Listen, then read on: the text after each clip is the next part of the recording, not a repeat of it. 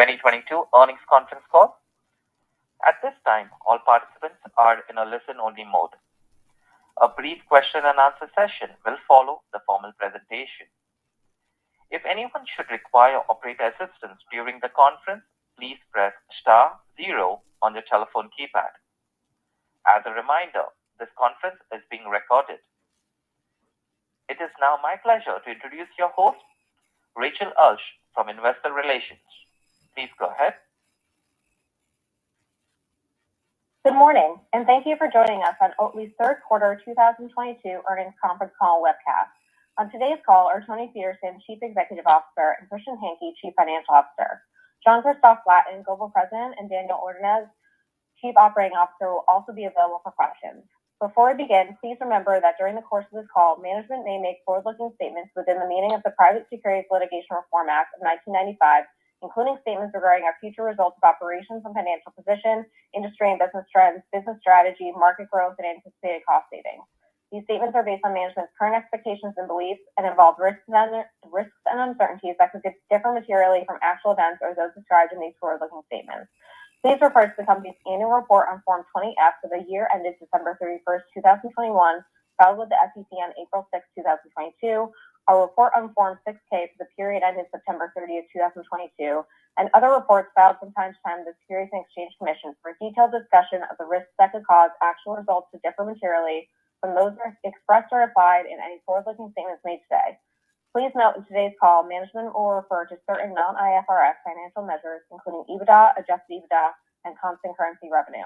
While the company believes these non-IFRS financial measures will provide useful information for investors, presentation of this information is not intended to be considered in isolation or as a substitute for the financial information presented in accordance with IFRS. Please refer to today's release for reconciliation of the non-IFRS financial measures and the most comparable measures prepared in accordance with IFRS.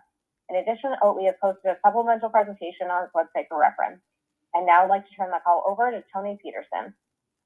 Thanks, Rachel. Good morning. We appreciate you joining us to discuss our third quarter results.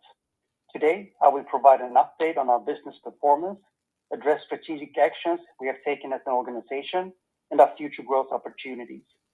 Christian will review our financial results and updated 2022 outlook. And Jean-Christophe, Daniel, Christian, and I will be available for questions. As a reminder, our new Global President, Jean-Christophe Flatin, and Chief Operating Officer, Daniel Ordonez, joined Oatly in June. These two accomplished industry leaders have over 60 years of combined experience at global and fast-growing consumer brands. Since joining, they have focused on activating multiple growth initiatives and positioning Oatly for the next phase of growth. Since our last earnings call in early August, we have faced challenges mainly driven by COVID-19 restrictions in China and ramp-up setbacks due to technical issues in our Ogden facility in the U.S., as well as FX headwinds. And the third quarter results fell short of our expectations.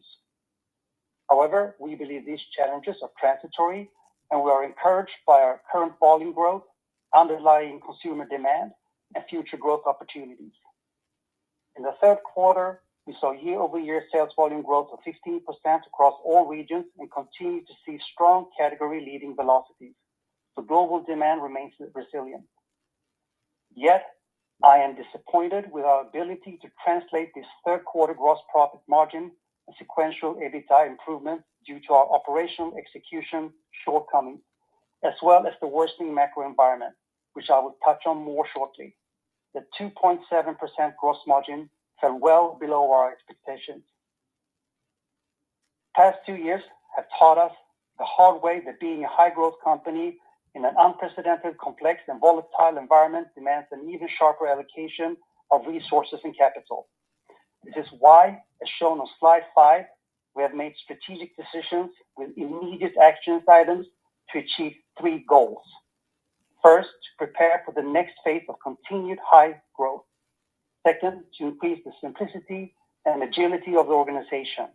And third, to drive profitability with more asset-light strategy. With these goals and increased focus on balancing growth with profitability, we expect to be adjusted EBITDA positive exiting Q4 2023. Christian will walk through the path of profitability shortly. Turning to slide 6, this reset plan involves two fundamental streams: adjusting our supply chain network strategy and simplifying the organizational structure.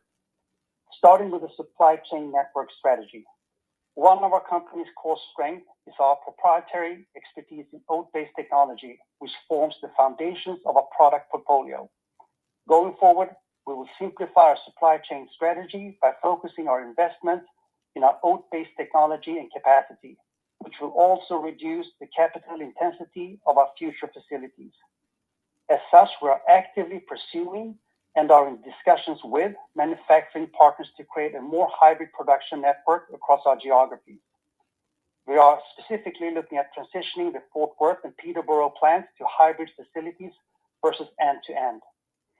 This move towards a more hybrid network is expected to significantly reduce our future capital expenditures and have a positive effect on our cash flow outlook. It will also enable us to support growth and provide us with more flexibility to expand capacity faster in the future. In addition to the phasing of CapEx projects we laid out last quarter, which has already improved our cash flow to the near to medium term. Moving to the organizational structure, we have been reviewing our organizational structure to adjust our fixed cost base globally for a more balanced growth and profitability equation. To start, we are executing an overhead and headcount reduction impacting up to 25% of the costs related to the group corporate functions and regional EMEA layers. By doing this, we expect annual savings up to 25 million from the reorganization, which should take effect starting in Q1 2023. We have identified incremental opportunities in the rest of the organization, from which we expect up to 25 million in additional annual savings in the first half of 2023. As part of this review, Jean-Christophe has assumed oversight of the global supply chain network following the departure of our Chief Supply Chain Officer, while Daniel has assumed oversight of the EMEA markets following the departure of our EMEA president. We continue to evaluate our global operations and potential opportunities to recalibrate our global organizational structure for the next phase of growth. As shown on slide 7, growth remains a top priority. The strategic actions we are taking are expected to strengthen our positioning entering 2023 and beyond. It's important to remember we are operating in a category that is still very strong, and this reset is necessary to prepare for the next phase of growth. Plant-based is growing globally, and oat continues to be the growth driver within plant-based beverages. Where our supply is stable, we have strong position, and even where we have not been able to fulfill demand, including in the US, we still have the leading velocities, despite a higher price point and lower promotional spend. Turning to slide 8, we see a significant white space opportunity as we work to convert dairy users to Oatly consumers globally. We expect to drive conversion by increasing our brand reach, pioneering through new product innovation, driving asset-light production capacity expansion to support demand, expanding our presence across channels, and entering new markets. Now moving to our business performance on slide 10. Third quarter revenue was 183 million, a 7% increase compared to 171.1 million in the prior year period. However, FX was a significant headwind. The revaluation of the dollar versus all European currencies and the RMB impacted our results by 16.6 million in the third quarter. In constant currency, revenue increased 16.7% year over year to 199.7 million. We saw volume growth across regions, and we still have the number one selling oat milk SKU and highest velocities across key markets. We have also successfully rolled out new product launches across geographies and continued channel expansion. Turning to the regions, starting with EMEA on slide 11. EMEA third quarter revenue was 82.6 million, with strong FX headwind impacting revenue by 14.5 million in the third quarter. In constant currency, EMEA revenue increased 11% year over year to 97.1 million. Sales volumes increased approximately 7% with steady performance across different markets in Europe. This was in line with our expectations, but also reflects the difficult macro environment. We see our continued ability to drive category growth, proving the resilience of our brand and business model with improving velocities and market shares across the board. Turning to slide 12, this is the result of driving growth in our existing markets through 1, the synchronization of our brand, portfolio, and in-store activations. 2, disruptive brand events with the unique deployment of out-of-home activation. 3, focused distribution and execution of new product development with chilled and mini barista, as well as the ice cream launch in DACH. And 4, distribution gains, both retail and food service. Going forward, we still have a significant international expansion opportunity in EMEA, as our current key markets consist only the UK, DACH, the Nordics, and the Netherlands. This quarter, continued macro condition in EMEA slowed our new market and channel expansion, and we incurred one-time charges related to higher scrap and co-packer volume adjustments. Turning to the Americas on slide 13. Americas third quarter revenue increased 22.7% year over year to $60.7 million, which was below our expectations. Demand for the Oatly brand in the U.S. remains strong, with minimal signs of elasticity to our recent pricing actions and number one velocity in the total dairy and plant-based milk categories.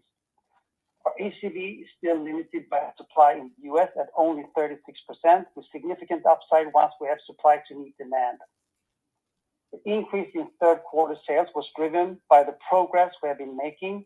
However, we are still limited by supply. Turning to slide 14. We ran into production challenges in Ogden at the end of August and into September that disrupted this progress. The technical issue led to one of the 2 Ogden oat-based lines being down for approximately 3 weeks. It has since been resolved and production is stabilizing so we can start rebuilding inventory, but it did have an impact on Q3 and will also have an impact on the volumes we can sell in the fourth quarter, which is the main driver of our guidance update Christian will touch on shortly. With Ogden production back on track and Millville's second oat-based line expansion ahead of expectations, we expect production volumes to improve in Q4 and into 2023. With more volumes, we expect to close the fill rate gap and drive distribution and market share gains with our leading velocities. We also expect accelerated revenue and margin performance in 2023 based on production improvements. Turning to Asia on slide 15, Asia third quarter revenue was $39.8 million.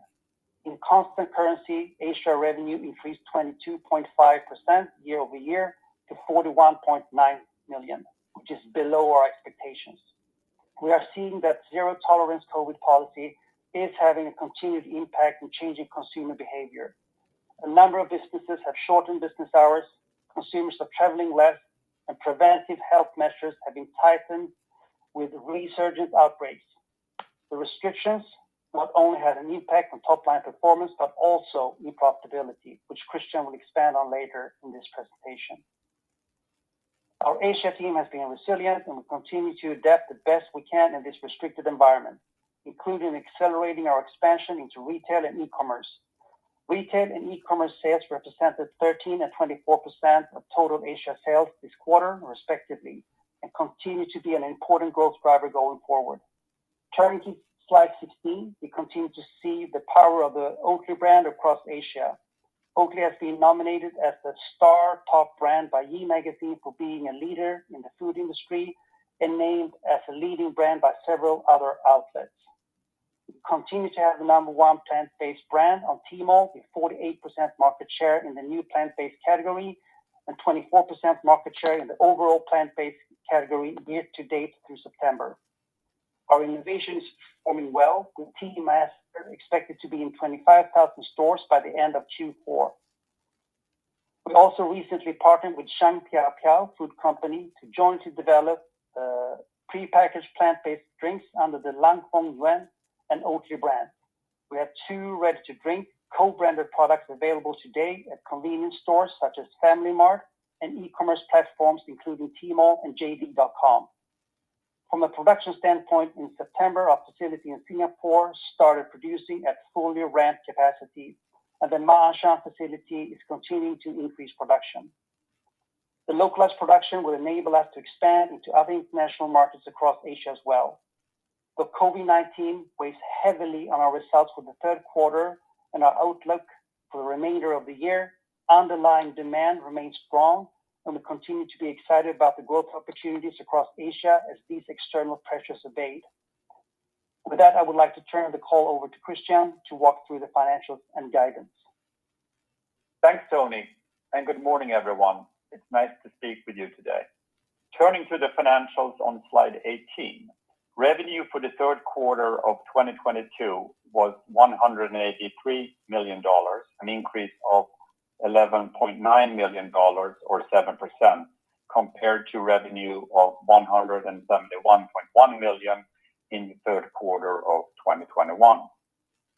Excluding a significant foreign currency exchange headwind of $16.6 million, revenue for the third quarter would have been $199.7 million, or an increase of 16.7% in constant currency compared to the prior year period.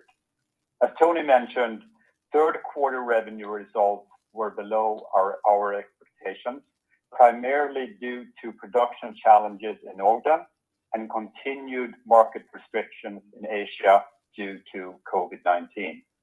However, we experienced growth across retail, food service, and e-commerce channels.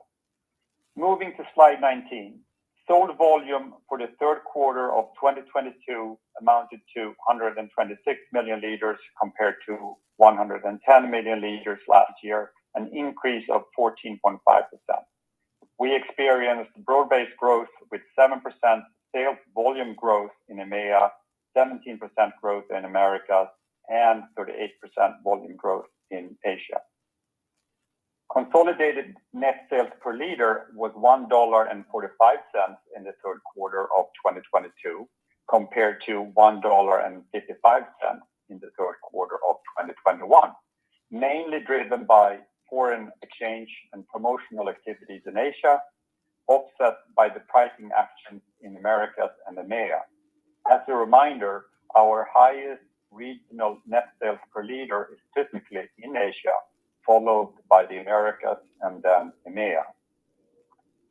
Gross profit in the third quarter was $5 million, or 2.7% gross margin, compared to $44.9 million, or 26.2% margin in the prior year period, well below our expectations.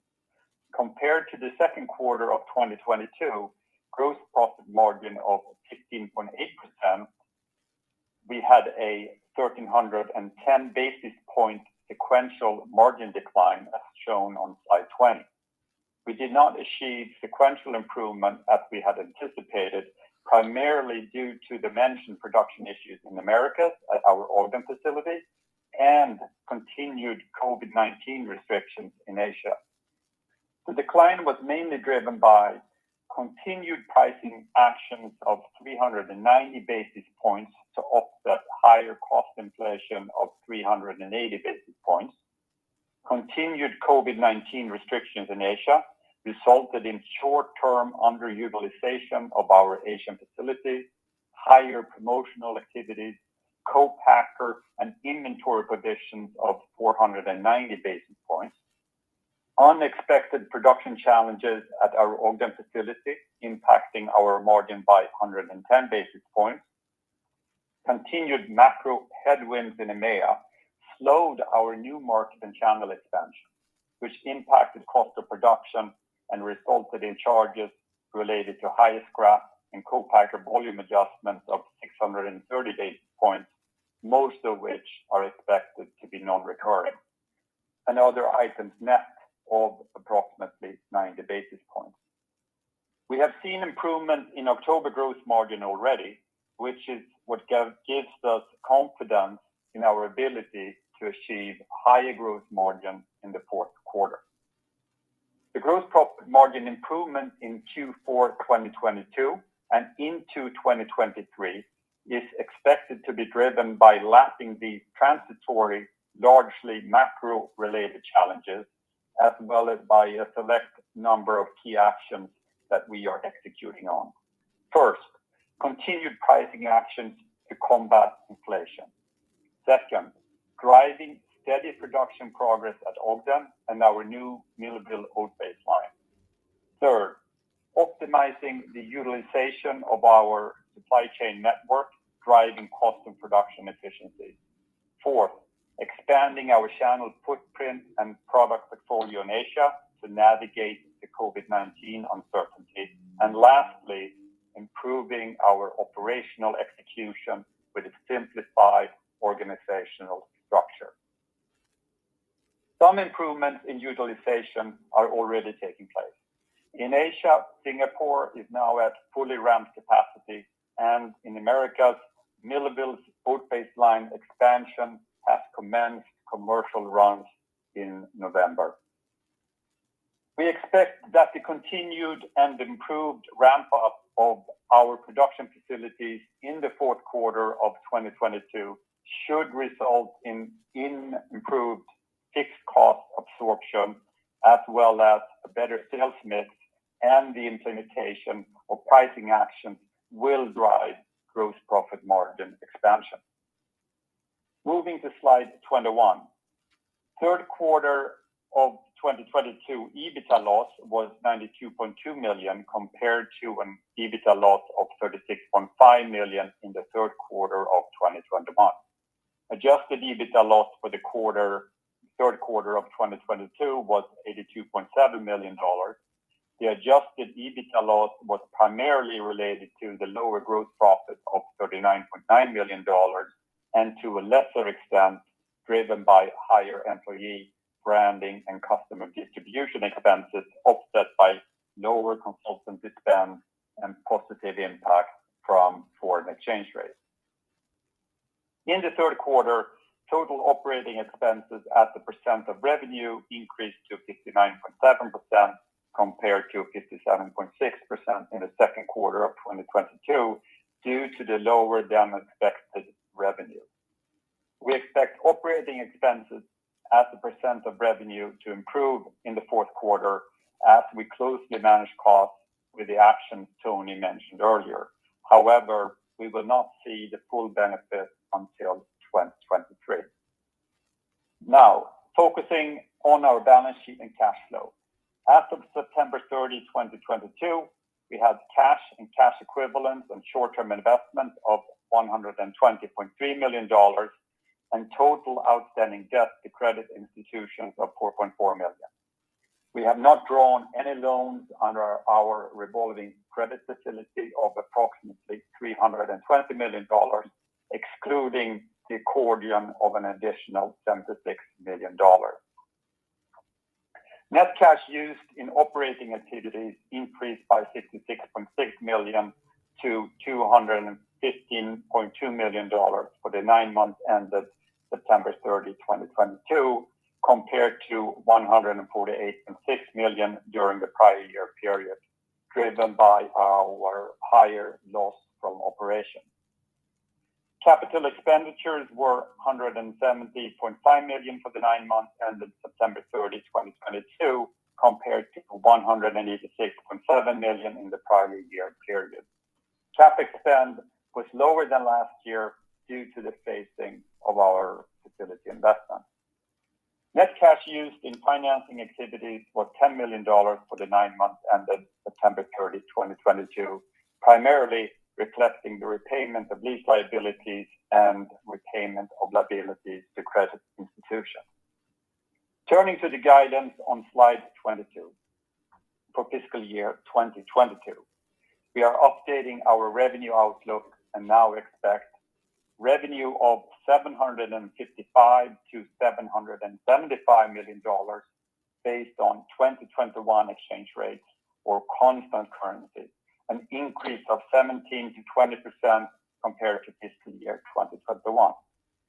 At the prevailing FX rates, this implies a revenue guidance of $700 to $720 million, an increase of 9% to 12% compared to fiscal year 2021. Our previous guidance implied accelerated revenue growth in Q3 and Q4, primarily coming from the Americas and Asia. Given the lower than expected revenue in Q3 and our current outlook for Q4, we have reduced our forecast. $53 to $58 million of the reduction is driven by operational challenges in Americas, which limits our ability to accelerate sales momentum. And $32 to $37 million is driven by COVID-19 pressures negatively impacting sales in Asia. We believe these challenges are transitory. As COVID-19 restrictions ease in Asia and we have more stable production in America, we have significant opportunities for growth. As you know, currency exchange rates are volatile and difficult to predict. Our updated guidance is now based on spot rates as of September 30, 2022, accounting for approximately $15 million of the change versus the previous revenue guidance. Please refer to the last slide in the appendix of the earnings presentation for details on exchange rates. As I stated a few moments ago, compared to the third quarter of 2022, we expect gross margin improvement and operating expenses as a share of net revenue to improve sequentially in the fourth quarter. Moving to slide 23. We continue to expect capital expenditures to be in the range of $220 to $240 million for fiscal 2022, given the phasing of certain projects. We continue to expect run rate production capacity to be approximately 900 million liters of finished goods by the end of fiscal 2022. With the phasing of CapEx projects, we believe that our current sources of liquidity and capital will be sufficient to meet our existing business needs through the end of 2023. In terms of our funding plan, first, we are simplifying our organizational structure, which is expected to result in total annual savings of up to $50 million. Second, we have rephased CapEx projects and are working to adjust our supply chain network to a more asset-light model. These measures support our actions to achieve future growth and profitability and will significantly reduce our capital needs. We have lowered the capital raise requirement $200 million and extended the capital raise period until June 30, 2023 in our RCF amendment to reflect these actions. With this refined clarity on our capital needs, we are actively working on multiple financing tracks. Turning to slide 24. We are not in a position to provide 2023 guidance until our fourth quarter earnings call in March. However, we expect higher revenue growth in 2023 than 2022 and to be adjusted EBITDA positive exiting Q4 2023. In order to get there, we plan to expand our distribution footprint with new geographies and within existing channels, improve gross margin, and leverage our improved cost structure with the organizational changes Tony outlined. We see a path to improving gross profit margin with the actions I discussed earlier. In regards to our long-term guidance, we are currently evaluating the impact of the strategic actions we are taking, especially as it relates to a more asset-light, less capital-intensive operating model. Now I'll turn the call back to Tony for closing comments. In conclusion, we are disappointed in the quarterly results, but remain confident in our strategy and the strength and uniqueness of our brand, which have continued to demonstrate the ability to generate demand and grow revenue. At the same time, we have taken decisive action to address the operational issues to prepare for the next phase of growth. With that review, we are now ready to take your questions. Operator? Thank you. Ladies and gentlemen, at this time, we will be conducting a question and answer session. If you would like to ask a question, please press *1 on your telephone keypad. A confirmation tone will indicate your line is in the question queue. You may press star 2 if you would like to remove your question from the queue. For participants using speaker equipment, it may be necessary to pick up your handset before pressing the star keys. Ladies and gentlemen, we will wait for a moment while we poll for questions.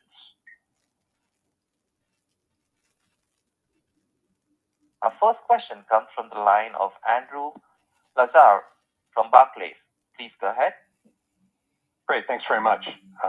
Maybe to start off, I think your initial target for self-manufacturing was 50 to 60%. Do you have a new longer-term target for what self-manufacturing would look like given some of the actions you're taking? And is this move around more of an asset-light model targeted to a more specific geographic region? And then as part of that, obviously the shift to self-manufacturing was the key factor, I think, basically in the longer-term margin improvement story. So I guess how does this margin improvement come about now? And aren't some of these sort of self-manufacturing facilities already under various states of kind of construction or completion? Hi, Andrew. This is Tony here. Thanks for your question. Let me start off with the gross margin. I will let Christian double click on the rest of the questions here. Now, in terms of gross margin, transitioning into hybrid will potentially have a small concession on margins, but we are not ready at this time to provide any guidance as we are discussing with various parties. The small concession, though, on margins is outweighed by simplifying our supply chain operations and execution. So I can't give you any clear updates on the margin. Let us come back to that once we've finalized all the discussions. I don't think there's anything else more to add there, Tony. No. We'll come back. But in terms of maybe Christian, the self-manufacturing piece will obviously have a slightly different share of our total capacity as compared to before, but we will have to come back on that point. Yeah, I just didn't know how significant the magnitude of that change would be, you know. And then any specific geographic region that's focused on, and as you make these shifts, or do we not know that yet either? We're working across all the various regions. I mean, we're specifically looking at one facility in the U.S., Dallas Fort Worth, and UK. And then one last more. Got it. And then just a quick clarification. I think you mentioned 4Q. You expect gross margins to improve sequentially, and then Christian, earlier in the prepared remarks, you mentioned 4Q gross margin expansion. So I didn't know if that meant year-over-year expansion or not. I was hoping you could just clarify that. Thank you. Sequential improvement compared to the third quarter is what we meant.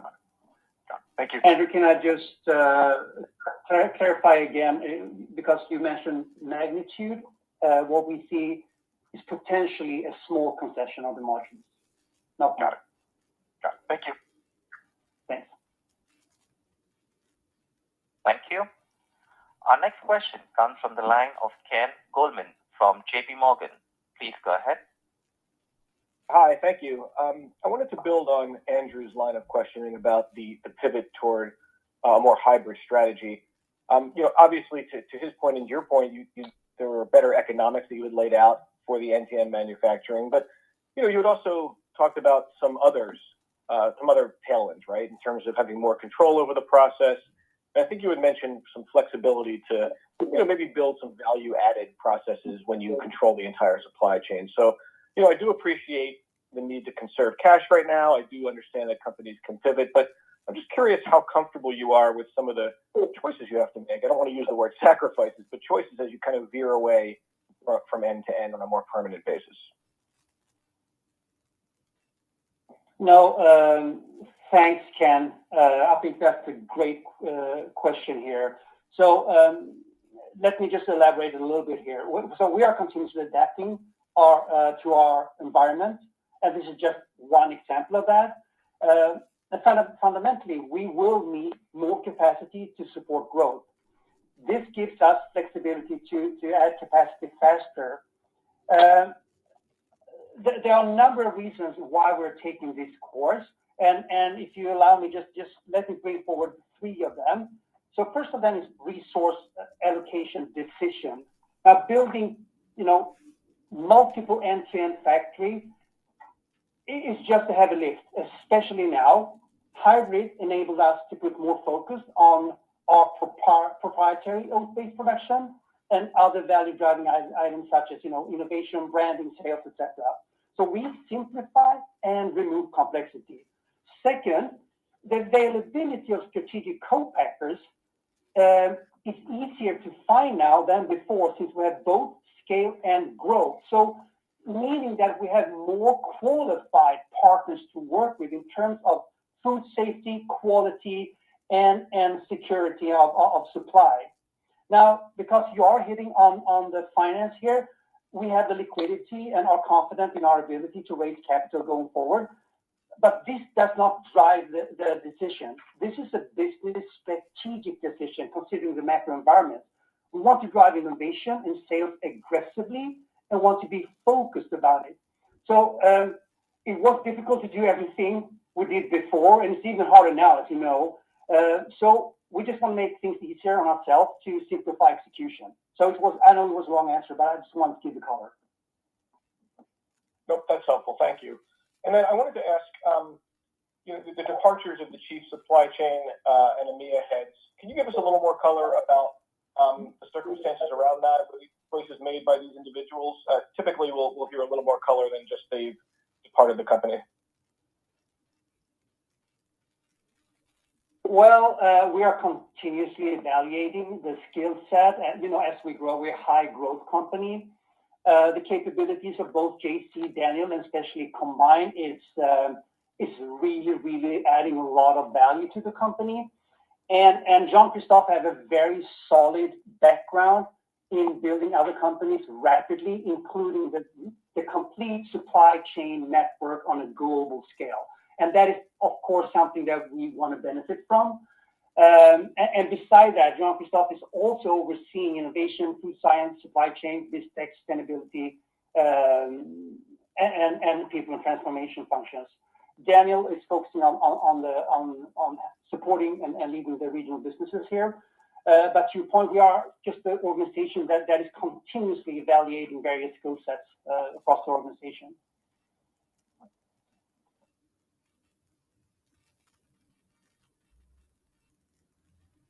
Thank you. Our next question comes from the line of Rupesh Parekh from Oppenheimer. Please go ahead. Good morning. This is actually Erica Eiler on for Rupesh. Thanks for taking our questions. So I guess I just wanted to hit on cost pressures real quickly. Just sort of the latest you're seeing here. Curious what remains the biggest pressure at this point, and maybe where you see some things starting to ease.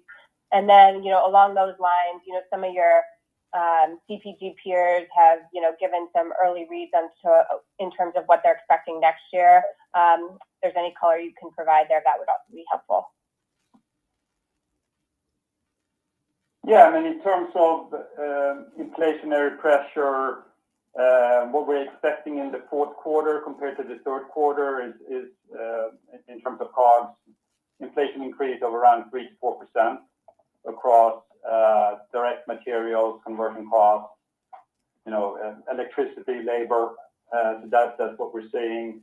And then going into 2023, it's not at the same levels that we have experienced so far this year, which is in the high double digits. Currently, what we're seeing is in the range of 6 to 7% on a consolidated level in 2023. And I think I also want to add, in terms of what we will do, is to continuously combat inflation with pricing actions. Okay, great. And then just, given the macro impacts on your business, you talked about some of the slow conversion to plant-based that you've seen in recent quarters. Can you maybe just give us an update on terms of what you're seeing there in terms of consumer behavior and kind of the slower conversion that you've been seeing and kind of how that looks lately? Thanks, Erica. This is Tony. So just want to make sure that it's clear that the guiding down has nothing to do with the brand or demand.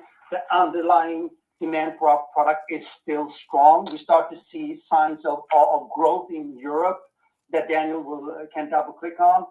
In Asia, we are building our positioning stronger despite COVID-19 in terms of adding doors and partnerships in food service and in retail channels. And in US, we still have the highest velocities in the dairy universe. And Daniel, maybe you can put some colors to that. Of course, thank you, Tony, and thank you for the question. It is indeed, let me acknowledge that this is pretty extraordinary environment and why we are experiencing. However, what we observe is that our velocities remain very strong and the penetration levels continue to be very stable. So we don't see any wavering on that. And we also see specifically related to the last earnings call, and that we improve execution in our part, we see that the ability to start changing the dynamics of the category. So we have seen some volume growth restoring in the countries in EMEA, the Netherlands, Germany, when we are growing ahead of private label, and also the UK. So with improved execution, the path is to converting dairy consumers into plant-based, and we see that intact. As you know very well, better than me, in the US, it's all about capacity, supply, meet the service levels, which are improving. Great, that's very helpful. I'll pass it on. Thank you. Thank you. Our next question comes from the line of Brian Holland from Cowen and Company. Please go ahead.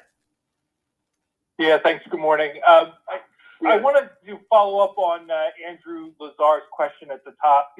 I think you mentioned, Tony, during your prepared remarks, you called out Texas in particular when discussing the pivot to a more hybrid production network. I just wanted to try to get a little more color around that. So, is the Texas facility under construction yet? And what could a manufacturing partnership look like? Would that be a lease back? I think Andrew was asking about, how this sort of evolves given some of these facilities are under construction. So just trying to get a sense of the capacity situation sort of shifts from Oatly to co-manufacturers, or you're in essence taking capacity out, or if you're still building all these plants and maybe just working with partners from there. So, hi there. Yeah, that's a good question. Thank you. First of all, what we do here is to protect growth, and we're balancing and calibrating growth and cost here. And first of all, it will not have an impact on volumes going forward or the growth rate going forward. In terms of Texas, yes, we are building there, but what we are now thinking about is very actively pursuing is to turn Fort Worth into a hybrid model, like we have in Vlissingen, as we have in Singapore, and that also goes for Peterborough. Now, JC, maybe you want to elaborate a little bit. Thank you, Tony, and hi, Brian. So scope-wise, of course, Dallas first in the US, and the other one that we are currently building that is also in scope is Peterborough in the UK. In both cases, we are actively working to find the right strategic partners. And to answer the second part of your question, Brian, we are looking at what we call our hybrid model, where we really take ownership and full responsibility for proprietary oat-based process. And then we partner with other strategic partners for the filling part. So I think the intent is to follow exactly the same model. It has served us well, and we see that as a great way to nurture future growth. Great. I appreciate the color there. And then I wanted to talk about the U.S.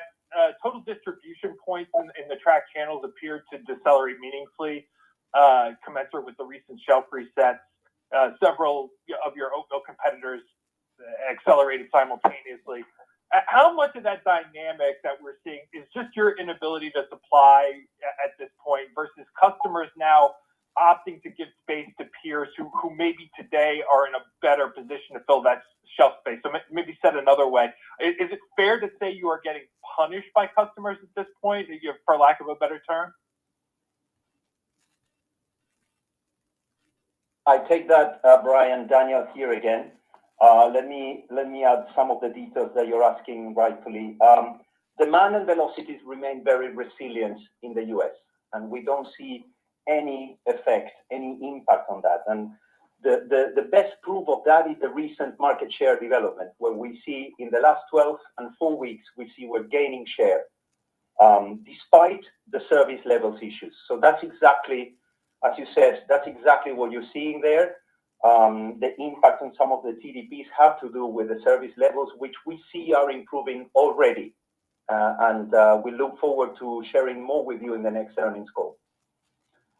Brian, just to be very, very clear, no, it is related to supply. And also remember that we're still balancing supply between retail and food service channel. Understood. Appreciate it. I'll leave it there. Thank you. Thank you. Thank you. Our next question comes from the line of Rob Dickerson from Jefferies. Please go ahead. Great. Thanks so much. Just a question for you, Christian. I thought I heard you say in the prepared remarks kind of briefly, also kind of looking into other, or let's say multiple financing tracks, if needed over time for incremental capital. Maybe if you could just expound on that, whatever you're willing to actually say would be helpful. No, I mean, I think we are actively working on multiple financing tracks, and we will provide more clarity when we have more to share. I mean, one example is, which I didn't say in our prepared remarks, is that we just recently signed a local credit facility in Asia for $25 million, providing more flexibility there. But we're actively working on, and we're very confident we also have the support from our shareholders as well. Okay, fair enough. And then just in terms of, I mean, it sounds like it's really the two facilities that are shifting more to hybrid versus the end-to-end. When we think about the capital needs kind of previously, that sounded required, kind of for the full development of the prior plan.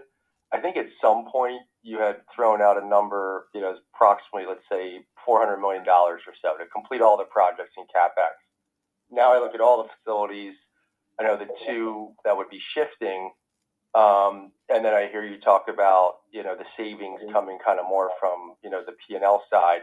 In terms of that capital savings piece, is this like somewhat of a material savings piece on the CapEx side, or would you argue it's probably a little bit more P&L related, with obviously some reduction in longer term CapEx? And that's it. Thanks. No, in terms of the lower capital requirement, a big part of that is related to the strategic direction that we laid out in the call in terms of turning into a more asset-light model. We also talked about the CapEx spacing actually in our previous earnings call when we reduced our annual CapEx by $200 million in 2022. That, combined, sort of reduced the capital funding need that we have by $200 million. Right. Okay. But I mean, this next phase, that we're discussing today, it doesn't sound like that was the lion's share. The lion's share was kind of what we were talking about on the reduction in the Q2 call. Is that fair? Yeah, but also looking ahead, if you're looking more moving towards an asset-light model, that will also drive a lower capital need going forward as well. Okay. All right. Thank you so much. Thank you. Thank you. Our next question comes from the line of Brian Spillane from Bank of America. Please go ahead. Thanks, operator. Good morning, everyone. Just two questions on my end. The first one, in Ogden, you described some technical issues. Can you provide more color on what the technical issues are? Is it the equipment doesn't work? Is it a lack of training? Just really trying to understand, what actually isn't working? Thank you, Brian.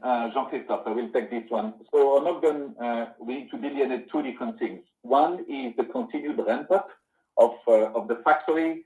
I think we said last quarter we were in the last mile improvements to ramp up production, and the reality is that we are still improving and stabilizing production. So Daniel and myself, we've been 3 times to the site. We have now a very clear root cause analysis of what's driving this long ramp up, and we have now a clear action plan. I'm happy to report that over the last 6 to 8 weeks now, we have seen stable production there.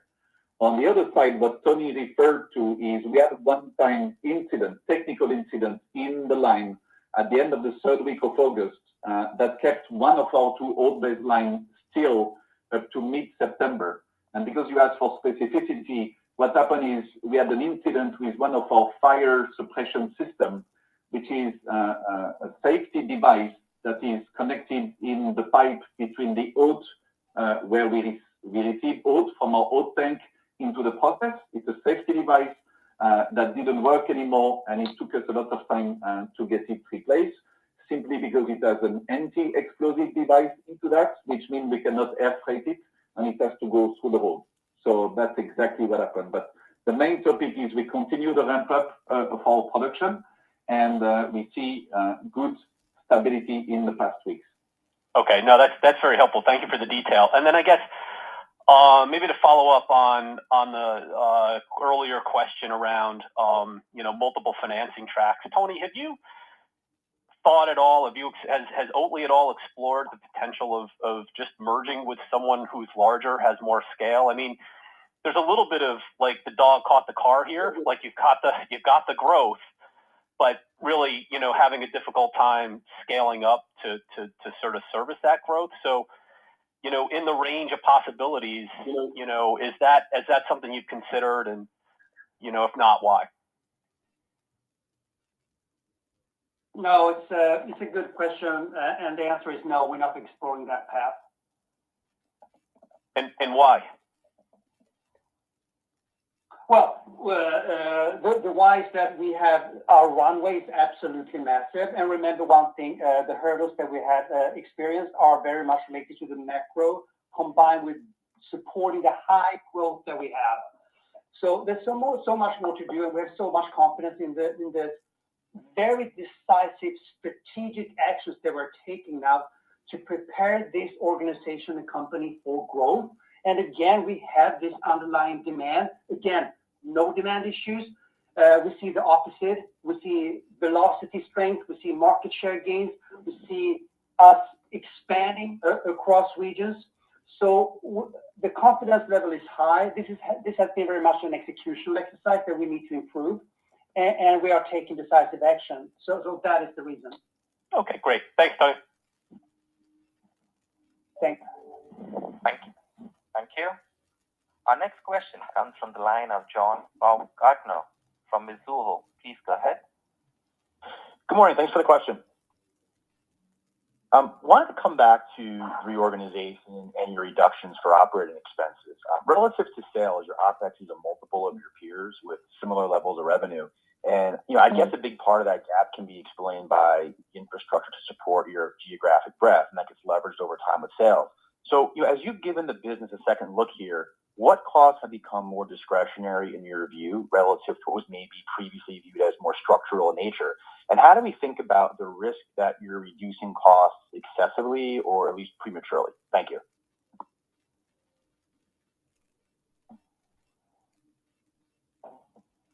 So first of all, John, Jean-Christophe speaking. I think technically within our SG&A costs, you have our customer distribution costs. So I think that's an important factor when you benchmark or compare, which I know is at the heart of your job, rightly so. Then to your next question, which was, as we reset our cost base, are we taking any risk there? I think we have had a very, very bottom-up approach. We have done the entire analysis ourselves, leveraging the great people that exist in the various teams, and we have really done the exercise in a reset with the 3 intents that Tony has listed initially. So the question we asked was, what do we need? capability-wise in order to propel us into the next chapter of growth. So we were really looking for a scalable model. The second thing that has driven us is simplicity and clarity. As any fast growth company, we have grown very fast, and so has some parts of our organization, and therefore we really needed to bring simplicity and clarity. And finally, the expected outcome of that is by diminishing our fixed cost structure is to accelerate the path to profitability, which both Tony and Christian have referred to. The specific intersection we have looked at first, back to your regional resources, was the intersection of the corporate, i.e. the global layer, with the European layer. And Daniel and I, coming in June, we had the opportunity to see some opportunities there, and this is what we have done. So I want to leave you with the thing that really the main priority, the main focus for us has been to position ourselves to invest in growth, because that is and will remain our number one priority. Okay, thanks for that. And just a follow-up on the European environment. It looks like from the slide deck that velocity in the UK and Germany was down about high single digits sequentially versus Q2, which was better than the category. I'm just curious, how much of that was due to seasonality relative to just the overall macro environment? And what's your confidence level for seeing velocities and demand sort of bottoming, given the macro uncertainty in Europe? Thank you. Thanks for the question. Daniel taking it here. And I think you're referring very well to what Tony was mentioning in the previous earnings call. And that means this with the following. We have seen with improved execution, better synchronization and resource allocation on our innovation and distribution points, we see the early signs of restoration of growth. It's early days, but we have seen 2-3 months of stable volume growth across the markets in Europe. And we have seen now reflected in market share gains. As I said to one of your colleagues before, we're even growing ahead of private labels in Germany. So we are starting to connect the dots. Thank you.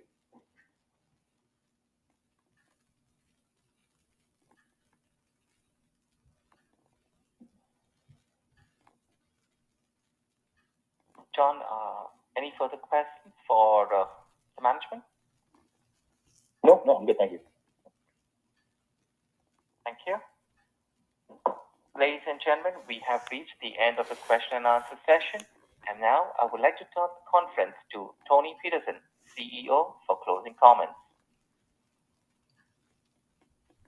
So thanks everybody for joining us today. We look forward to speaking with many of you over the coming weeks and on our next earnings call in March. Have a safe and happy holiday season. Thank you, everybody. Thank you. The conference has now concluded. Thank you for your participation. You may now disconnect your lines.